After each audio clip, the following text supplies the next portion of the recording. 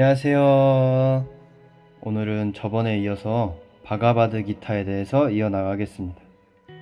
이제 저번 영상에서는 전쟁을 앞둔 왕자 아르주나가 친족과 싸워야 하는 전쟁에 이제 고뇌에 빠져서 자신의 스승 크리슈나에게 질문을 하고, 또 이제 크리슈나가 대답을 하면서 이제 바가바드 기타의 전체적인 가르침을 전하면서 마무리되었지요. 이제 두 번째 영상에서는 바가바드 기타에서 소개하는 자유에 이르는 세 가지 방법 또는 세 가지 요가, 그리고 바가바드 기타의 세계관에 대해서 소개해드리고 마무리하겠습니다. 이제 바가바드 기타는 각자 사람마다 자기가 타고난 기질에 맞는 길을 갈 것을 권하는데요. 활동적인 사람에게는 행위의 결과에 집착하지 않고 하는 행위의 길인 카르마 요가, 믿음이 강한 사람에게는 모든 행위를 신께 바치는 제물로 여기는 헌신의 길인 박티 요가, 명상적인 사람에게는 냉철한 식별력을 통해 진리를 깨닫는 지혜의 길인 갸나 요가를 권합니다. 하지만 이 세 길이 서로 다른 길이 아니라 결국은 하나의 길임도 강조하는데요. 먼저 행위의 길 또는 카르마 요가에 대해서 설명해 드리겠습니다. 아르주나는 저번 영상에서 소개해드렸던 크리슈나에게 들은 사마디에 안주하는 초월적 지혜에 관한 설명을 듣고 이런 질문을 합니다. 크리슈나여, 당신 말씀처럼 미혹되지 않는 초월적 지혜가 행위보다 중요하다면 어째서 저에게 이런 끔찍한 전쟁을 치루라고 하시는 겁니까? 당신의 가르침이 애매모호해서 참으로 혼란스럽습니다. 이에 크리슈나는 이렇게 대답합니다. 길은 여러 가지가 있다. 초월적 지혜를 추구하는 거냐? 요가의 길과 결과에 집착하지 않는 카르마 요가의 길이 있다. 단순히 행위를 포기한다고 해서 행위의 결과로 따라오는 반작용으로부터 자유로워지는 것은 아니다. 행위를 포기하는 것만으로는 완전함에 이르지 못한다. 누구나 자신의 본성, 곧 타고난 기운에 따라 끊임없이 행위하도록 되어 있기 때문에 단 한순간이라도 아무런 행위를 하지 않을 수 있는 사람은 없다. 그러므로 아르주나여, 그대에게 주어진 카르마를 수행하도록 하라. 행위를 하는 것이 아무것도 하지 않은 것보다 훨씬 낫다. 아무것도 하지 않으면 그대는 그대의 육신조차 지탱할 수 없을 것이다. 그대는 그대의 행위의 결과에 대한 기대나 집착이 없이 그대에게 주어진 의무를 수행하라. 그러면 그대는 얽매이지 않는 자유로운 상태로 존재할 수 있다. 모든 행위는 타고난 본성적인 기운의 흐름에 의해 저절로 일어나며, 지혜가 부족한 사람은 자신이 행위라고 생각하기 때문에 결과에 집착하게 된다. 행위가 어떻게 일어나는지 그 진실을 아는 사람은 행위에 집착하거나 얽매이지 않는다. 모든 행위가 아트만에서 비롯되며 이것을 알고 결과에 집착하지 않는 행위를 하여야 그 다음 행위의 원인이 되는 카르마의 굴레에서 벗어날 수 있다. 네, 이제 요약해보면 카르마 요가라는 것은 자신에게 주어진 본성에 맞는 의무 또는 다르마를 결과에 집착하지 않으면서 행하라는 가르침입니다. 행위는 자신이 하는 것이 아니라 아트만이라는 자신 안의 신성이 만들어내는 것이며, 행위를 하지 않는다는 것은 어차피 불가능하며 결과에 집착하지 말고 자신의 다르마를 성실히 수행하라는 가르침입니다. 네, 이제 크리슈나는 지혜의 길 또는 갸나 요가에 대한 설명을 이어나가는데요.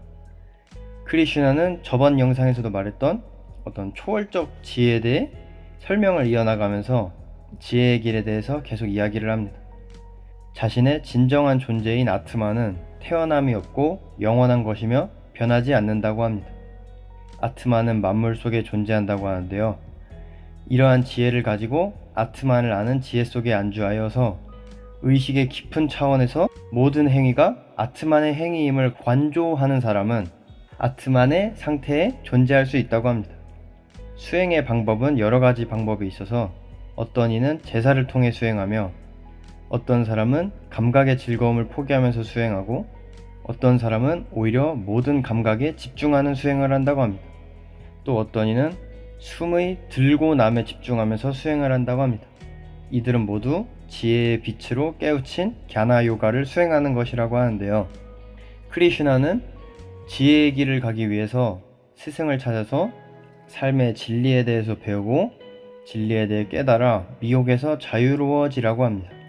지혜의 불만큼 모든 카르마를 태워버릴 수 있는 것은 없으며 지혜를 얻는 것을 최고의 목표로 삼아서 자기 내면의 아트만을 발견하라고 합니다. 이제 여러 가지 수행 중에서 바가바드 기타에서는 6장의 명상의 길이라는 챕터를 통해서 지혜의 길을 향해 가는 수련자의 마음가짐과 명상의 자세 등에 대한 재미있는 설명이 나옵니다. 크리슈나는 이렇게 설명합니다. 먼저 수련자는 마음이 수련자의 유일한 친구이자 적이고 좋고 싫은 것 같은 것을 구별하는 마음의 이원성을 먼저 버리라고 합니다. 그리하여 자신의 에고를 정복하여서 평정한 마음을 유지한 상태에서 수행을 이어나가야 된다고 합니다. 그리고 크리슈나는 깨끗한 장소를 골라 적당한 높이를 지닌 곳에 사슴 가죽을 깔고 흔들리지 않는 자세로 앉으라고 합니다. 머리와 몸통을 일직선이 되도록 세우며 지나치게 먹거나 굶어서는 안 되며 지나치게 많이 자거나 또 많이 깨어 있어도 안 된다고 합니다. 적당히 일하고 적당히 쉬어야 하며 시선을 코끝에 두고 아트만에 집중을 하여 생각의 흐름이 멈출 때 아트만은 스스로 모습을 드러낸다고 합니다. 네, 어떠신가요? 한번 시도해 볼 만한 하겠죠. 근데 사슴 가죽을 구하기는 좀 어려울 것 같습니다.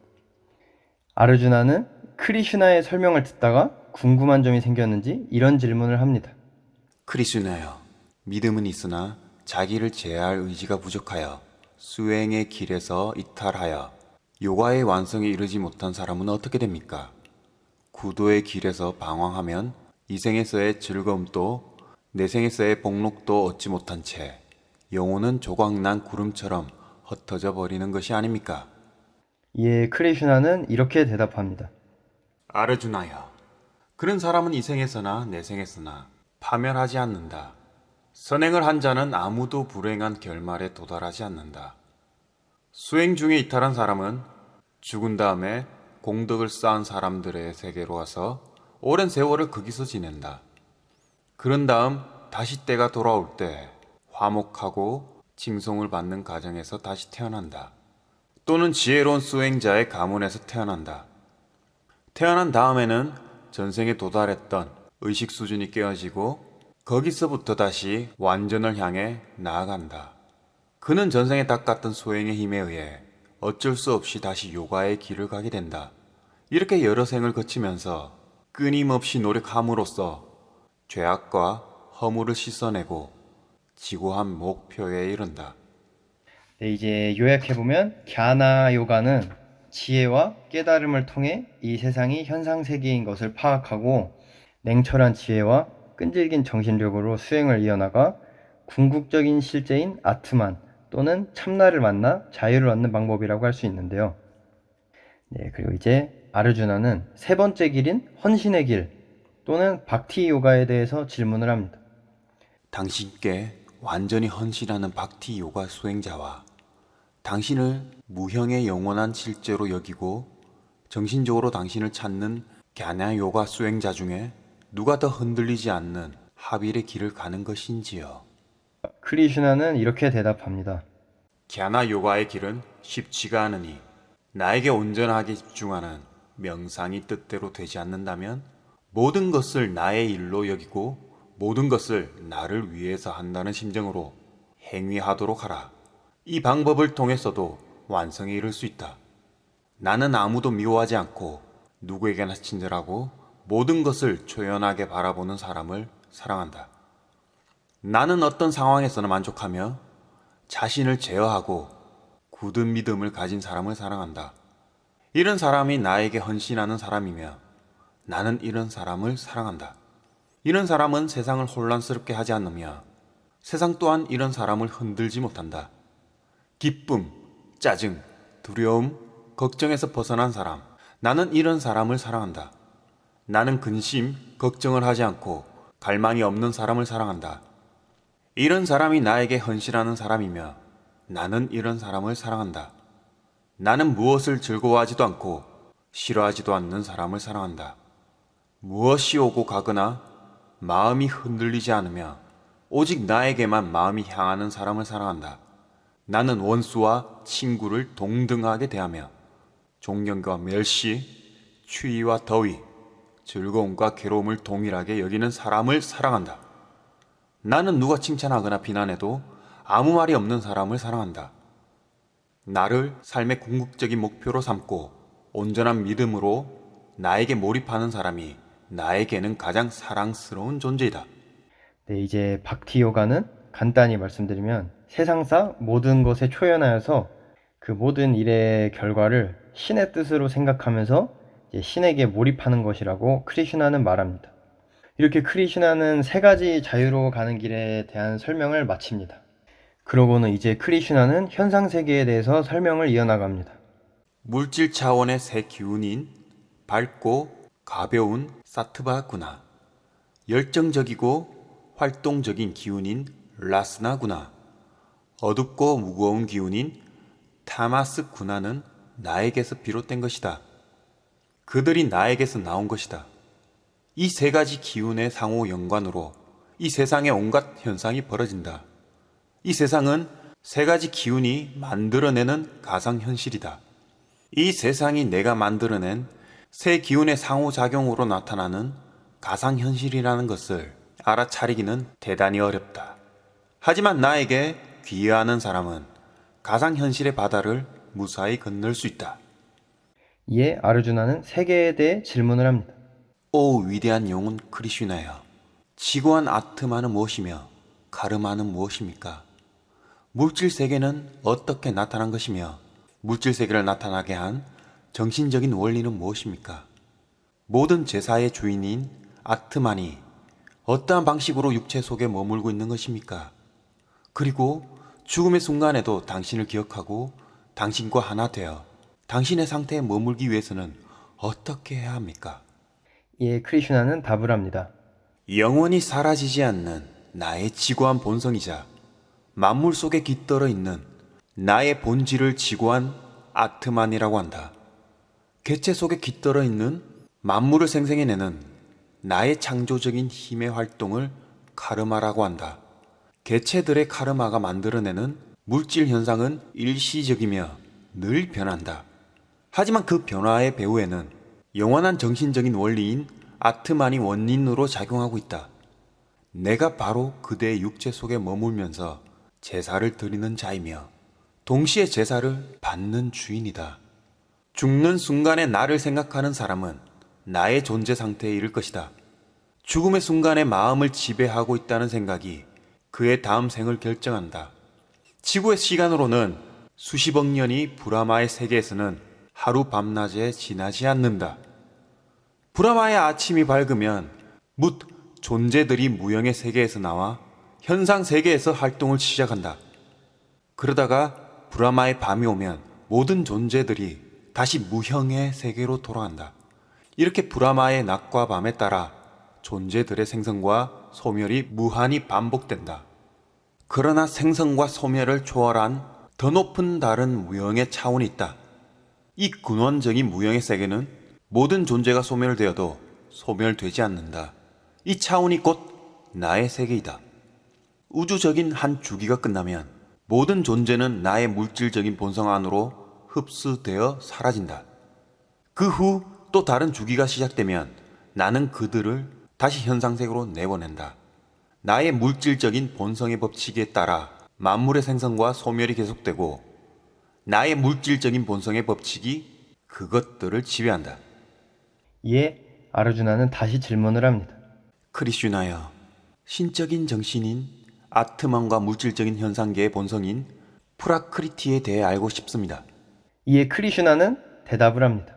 현상 세계의 본질인 프라크리티와 그 배후에 있는 신적인 정신 아트만은 둘 다 시작이 없다. 물질의 세 가지 기운인 군화들과 그것들이 만들어내는 육체에서 일어나는 모든 변화는 프라크리티에서 비롯되는 것이다. 프라크리티가 행위의 원인이다. 행위의 대상, 행위의 도구, 행위자는 모두 물질의 본질인 프라크리티에 속해 있다. 프라크리티에서 일어나는 쾌락과 고통을 경험하는 자는 신적인 정신 아트만이다. 아트만은 프라크리티 안에 머물면서 프라크리티에서 일어나는 군화들의 활동을 지켜보며 경험하고 있다. 만약 어떤 존재 안에 머물고 있는 아트만이 특정한 군화의 활동에 집착하면 그것은 다시 태어나는 탄생의 원인이 된다. 아르주나여, 움직이는 것이나 움직이지 않는 것이나 태어난 모든 것은 육체와 영혼, 곧 프라크리티와 아트만의 결합에서 비롯되어진 것이다. 모든 행위는 프라크리티의 물질적인 성질에 따라 저절로 일어나는 것이며 따라서 자기는 행위자가 아님을 아는 사람이 참으로 아는 사람이다.